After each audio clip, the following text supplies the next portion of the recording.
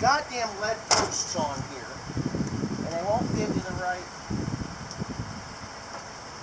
They don't give you the right ends. I have to cut them and put them on right. Let me get my truck. And tell George not to shut it off. I know it's them damn batteries.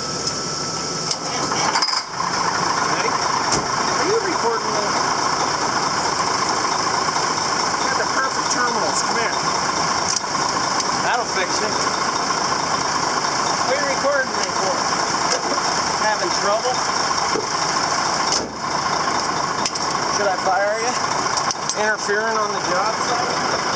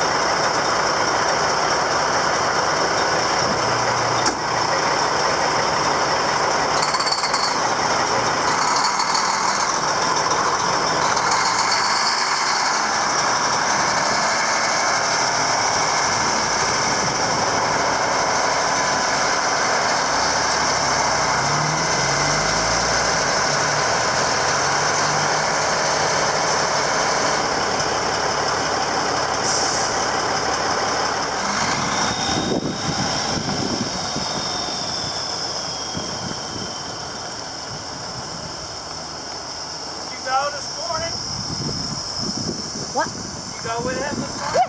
Oh, you were sleeping in the back? No, I was there. Okay, ladies and gentlemen, the moment you've all been waiting for. The Mack is back. Okay, so the wheels are aluminum now. They used to be steel, but they need to be polished because they look like shit.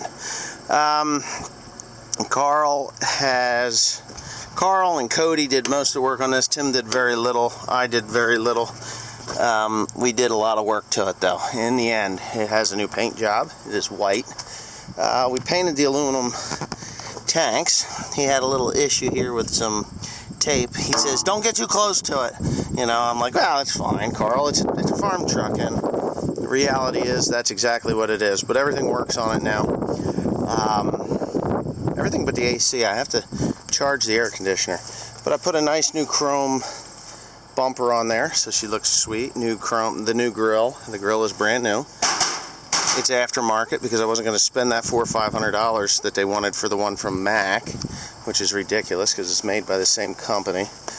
Yeah, so he did paint the mirrors there with the same paint that he painted the frame and everything with, and the paint on the side. He did a good job. I gotta tell you, he did a good job. The interior of it has been cleaned, but it does need some work. I don't know what that's for. I think that's out of the tractor, and how it ended up in here, I have no idea. It's out of the 4960. Teresa did a lot of work inside here, cleaning the floor and everything, and it does need to be gone over again. But everything works in here. She fires up nice. If you want to hear her go. Oh, let me do that. Ready? First you turn that on, and it has an auto shift in it. I know there's a lot of guys that are not the fan of the auto shift, but there she is, nice and quiet. Nice and quiet. Holds its air pressure now, where it didn't used to. I do have a small issue with the return line off the turbocharger, which will get fixed probably tomorrow morning, because I got loads of hay to bring in on Monday. Now, this little guy here, those are all the bills that came with the truck, and that has to be replaced. That plastic gizmo there. I think I'm just gonna. I don't know how I'm gonna fix it, but I could either buy a whole new thing or I could just fix it. But she's a very quiet running truck. Yeah. She is just always was a good quiet running truck. I have no idea why that's in there. This aspirin is old as dirt. This is left in here since the truck rolled over, but it is registered, it is insured, and it is ready to go back to work. New window. I got a spider in here, but the window's new. Got new windshield wipers. Let's see, I think you do that, and then you can turn that on. I don't know if they work or not. I'd have to see if there's fluid in it. There's the intermediate. I'm sure. Is that the intermediate? Yeah, that's the intermediate. I don't know. I don't remember what that thing. Oh, this thing will shut off after some time. So, it's been a while since I ran her. It runs all right though. But you can drop the suspension. Still yells at you. Fifth wheel, that works yet. This will lock the rears. That got broke out. I don't know. That locks them. Power divider lock, and that works pretty good. But all you do when you're gonna run this thing, and it's very quiet in here. You push in on the clutch like you would a normal truck, and you can either put it into reverse, right, like that. See, now we're in reverse. All I have to do is push that guy. Okay, put my foot on the brake. The brakes are new, so we're all good there. And boom, there it is. Drive lock. Everything's working. This has a Tempo Start or TAS, which does work. I never liked it because every time the thing would start up, it'd wake you up. So we don't do that anymore. But this thing here, to get in the back, you just kind of swing that out of the way and the floor is clean. I got to get rid of all this junk and stuff out of here, but for the most part, I took the upper bunk out. Me and Teresa did. There's no need for that to be in there. The mattress is there. We're going to go ahead and put a new covering on there, and yeah, get it cleaned up a little bit more on the interior side of this thing, and we should be good to go. I know Carl was in and out of here a lot with the cleaning the let's see, condenser and stuff. He cleaned the radiator out. Now I got to check the radiator and make sure that the fluid is all good. But yeah, I do have an issue that I've already mentioned. I have to fix the I have to check the radiator fluid or the coolant, and I have to change the return line off the turbocharger, and then we're good to go. But all in all, the truck is ready to rock and roll. I got Desperado ran a load for me today. I ran a load with the Western Star. Carl ran a load with the Peterbilt that's around the corner there. And then I sent George out with the blue Mack, the old R model. So he'll be back shortly. As a matter of fact, it's probably him calling me now.